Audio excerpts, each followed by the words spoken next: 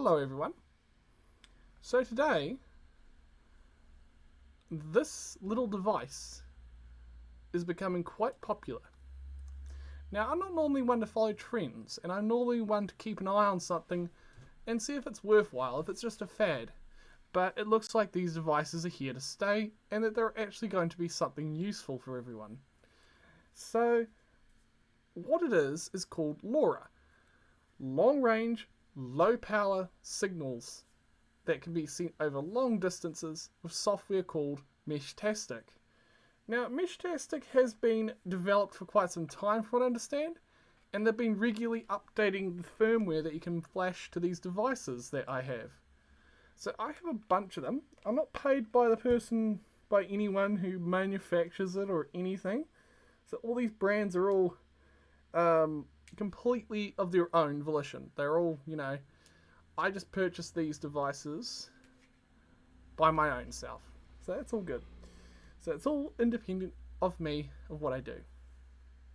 So, what are these? Well, communications equipment. Now, most people, when they think radio signals, they either think their phone going to a cell tower, or perhaps one of these big old bad boys right here. This is a UV5R. A little bit about that in the next few minutes, I think.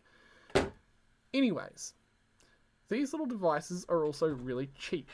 They don't cost that much, even compared to the cost of a large walkie-talkie like that. So what is so special about this little wee tiny thing that's no bigger than an ESP? Well, it's its range. These things have an impressive capability of range. Where meshtastic seems to be incredibly able to send messages over really long distances. So you can be able to have devices, oops, I hit the microphone, like this one. This here is a TDEC. It is made by LilyGo. Now you can be able to use this kind of like a BlackBerry. It's like got a whole keyboard down here, and it's got a little trackball to use to manage everything. It also has a touchscreen.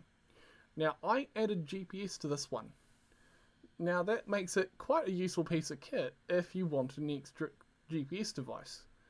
It doesn't mean that it gives me a coloured display with a map on it though. It's all chromatically just green from the default app.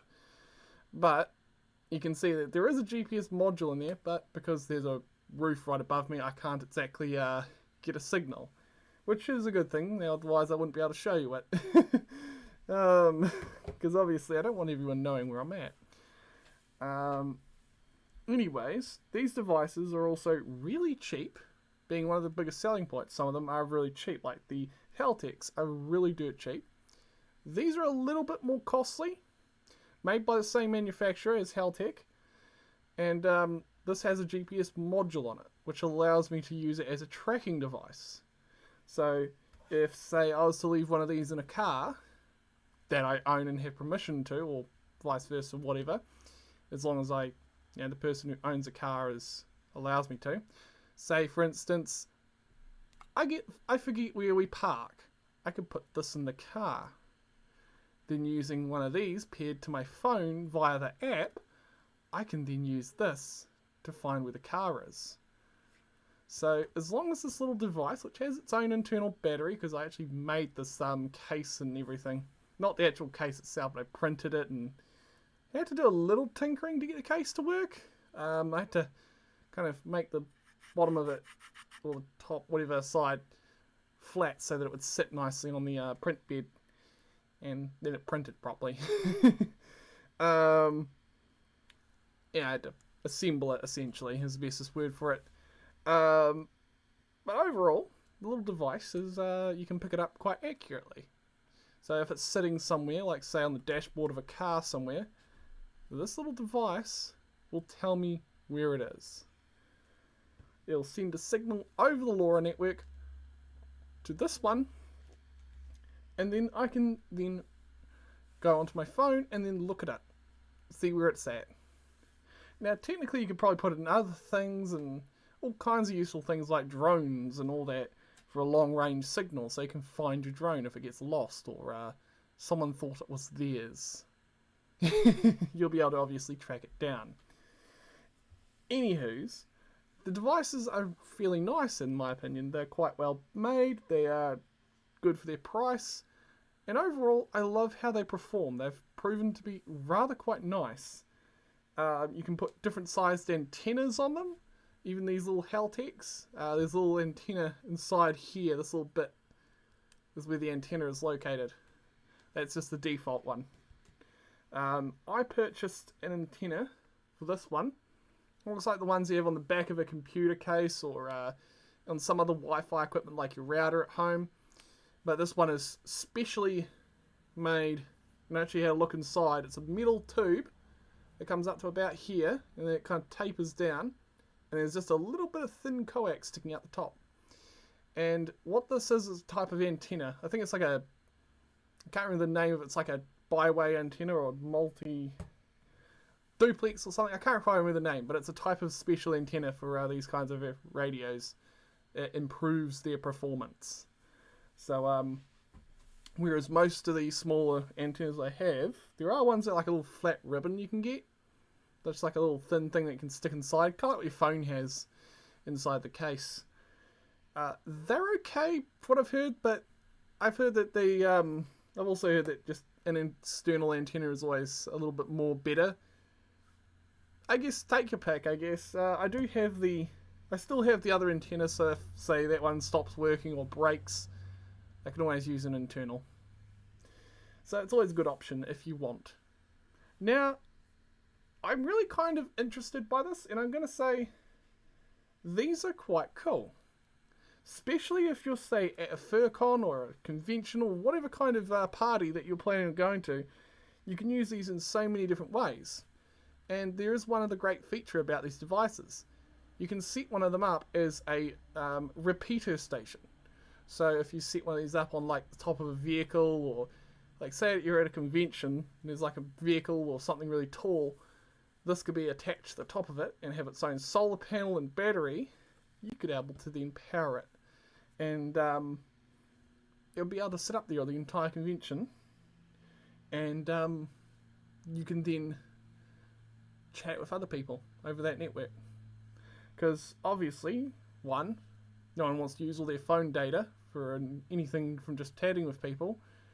You can still just use these and communicate either via direct messaging or through group messaging, which just broadcasts a message. It's kind of like broadcasting a radio signal out to everyone. But you can be able to peer-to-peer communicate between two people. The app will be the bestest way to do that, because you can be able to get all the neat features through that. But you can just directly use these devices with the keyboards. There are a few other manufacturers who make them with keyboards, but these ones are the most cheapest and easiest ones. They are expensive still, but these ones here, the Liligo T-Deck, are the most cheapest out of them from what I've found, because you don't have to get someone to make a specialized circuit board to attach one of these to it. But otherwise, still a lot of fun for anyone who wishes to manufacture them. Yeah, I think this has been a pretty cool little video, and my main opinion on this technology is that I hope that it becomes a bit more powerful, and maybe someone might make ones that have more broader spectrum in terms of the ability to send video or files over them. You imagine the ability to set one of these up with a camera and have them in the middle of the bush as a trail camera? That'd be pretty cool.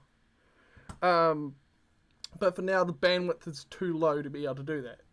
So it's a very simple one that you can use for just sending messages and weather stations and all that. So I say get creative, guys and girls and all in between, and see what you can create with these devices. They're cheap, they're somewhat decent in my opinion for overall effects. They also have Bluetooth and Wi-Fi in them and all that.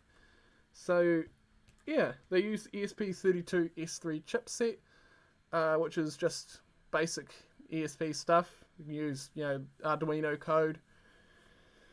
Yeah. I think that's really about all I can really say about these devices. I think they're cool.